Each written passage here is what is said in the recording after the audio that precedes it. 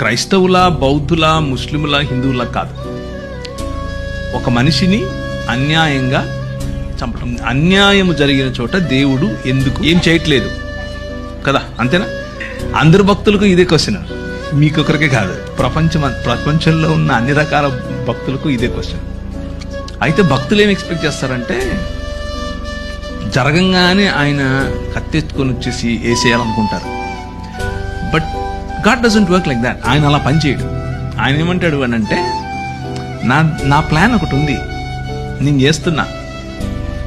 మనం అనుకున్నట్లుగా కాకపోయినా ఆయన తనదైన శైలిలో, తన పద్ధతిలో సమస్తాన్ని నూతనపరుస్తున్నాడు. కొందరికి ఛాన్స్ ఇచ్చి నూతనపరుస్తాడు, కొందరికి పళ్ళు రాలగొట్టి నూతనపరుస్తాడు. రెండిట్లో ఏది కరెక్ట్ అనేది ఆయనకే వదిలేద్దాం, ఆయన చేస్తాడు. He's doing it. నాకు ఒక పద్ధతి ఉంది, ఆ పద్ధతిలో నేను చేస్తున్నాను అన్న కమ్యూనికేషన్ మనకి ఇస్తాడు. And it is your right, because your మీ హక్కు అది, ఎందుకంటే మీరు ఆయన పిల్లలు.